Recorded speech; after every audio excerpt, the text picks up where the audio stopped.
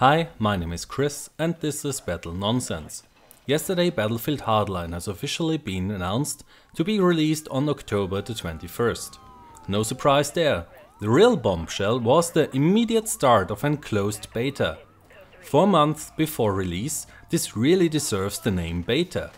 What we have seen during the last years, just a few weeks before the launch of a title, was no beta. These were just demos. So that was definitely a good move from Visceral and EA.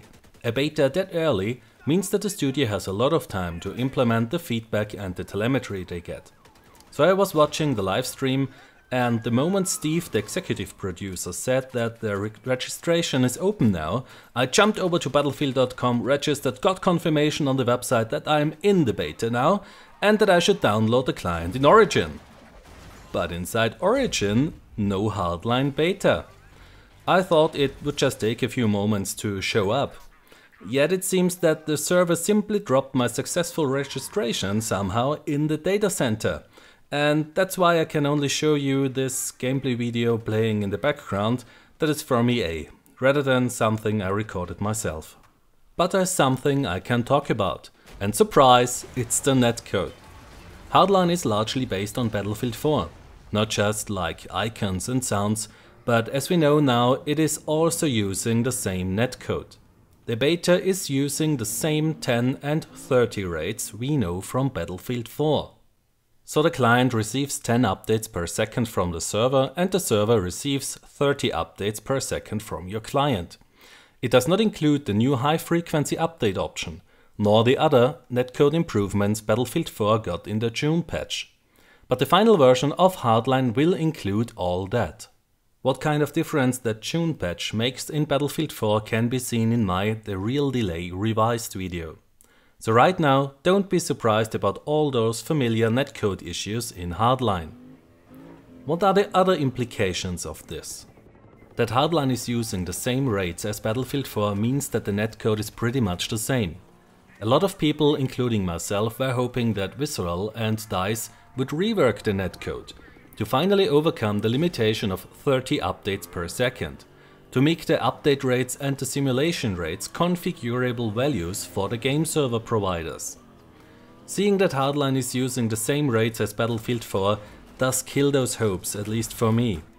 It confirms that the CTE netcode initiative was not only meant to fix the netcode for Battlefield 4, but also other Frostbite engine titles that are in production and use the same codebase. Now Battlefront, on the other hand, still seems to be in a very early stage of development, because we did not really see much of it at the press conference yesterday. We can only hope that DICE will do the required changes for that game, so that we can finally overcome the 30 Hz limitation.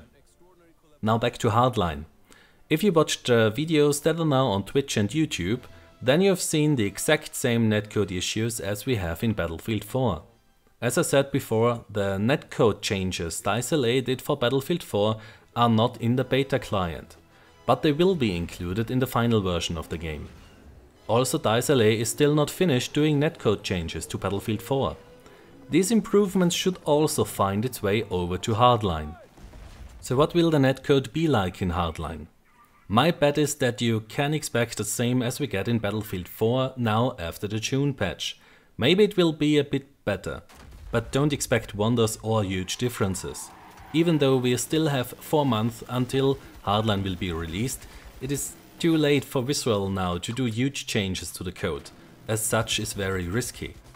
But maybe I'm wrong and game server providers will even have the option to increase the simulation rate and update rate to 60 Hz. In such a case, I'd love to be wrong here.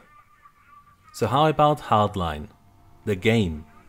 I sadly don't have access to the beta, so I can only give you my opinion based on what I read, seen in videos and heard from players who are in the beta.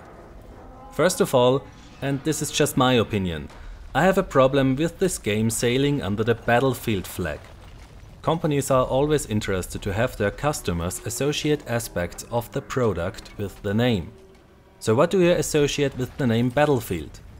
For me, 64 players, jets, helicopters, tanks, submarines. Yes, we had those in 1942.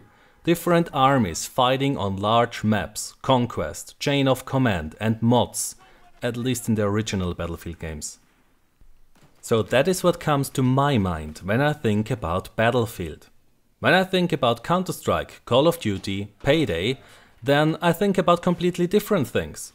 Every IP, which stands for intellectual property, is meant to have something that defines it, so your customers can't confuse it with any other IP. This is what every company wants.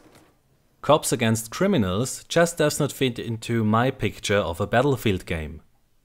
So why is Hardline a Battlefield title? In my opinion, it is because Battlefield is a very well-known franchise, and releasing Hardline as a Battlefield title does generally help advertising the game. Think about it. How did you hear about this new Cops vs Gangsters game that Visual is working on? Right, you heard about it on a Battlefield website or as part of a Battlefield news. So from the marketing perspective, why spend a huge amount of money on marketing an unknown, new IP when you can advertise Hardline as a Battlefield title? This was a smart move, as it instantly got the game a ton of attention. But I think that Hardline is a Battlefield title might not even be the best for EA.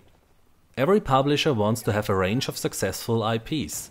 So if one of the IPs goes down, they have others to rely on. Now think about Hardline becoming a huge success.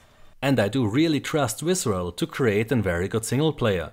So it might be possible that the SP is already reason enough to buy this game. And if the multiplayer turns out to be really good as well, then EA has another successful Battlefield title.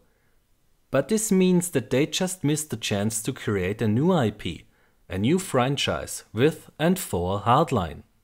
That said, assuming that Hardline becomes a big success, it is still possible that EA will drop the Battlefield in the title with Hardline 2. So it becomes a new IP and franchise. But let's ignore the Battlefield in the title for now. From what I've seen from Hardline so far, this could be a first-person shooter that interests me to play. Based on the Dead Space series, which I really love, I do trust Visual to create a great single player. The multiplayer looks very chaotic when you watch the beta gameplay, but that is normal when no one has a clue what they are doing and where is what on the map. The game has a lot of aspects that can make it a great team-based title, but I'm concerned how this will work out in the end, as Visual will be interested to keep the threshold low to win over the audience from games like Battlefield 4. And surely they will not be interested to compete with other games which really demand teamwork. The game modes coupled with the verticality look like they could make the game unique enough to get players to spend a lot of time in that game and be interested in further digital content as well as a possible Hardline 2. So right now I'm looking forward to get my hands on the game and try it out myself. I'm not sure how the final game will turn out, but at this point I'm interested. If you consider to pre-order Hardline, then please remember what kind of train wreck we got when Battlefield 4 was released, how many promises DICE broke in Battlefield 3 and what kind of game SimCity is. Just to name 3 titles from EA. The community test environment for Battlefield 4 and the very early release of a beta for Hardline are signs that things are changing for the better. But if you pre-order a game based on PR materials and betas, then you buy the cat in the bag. You give the publishers your money, and he can do what the hell he wants.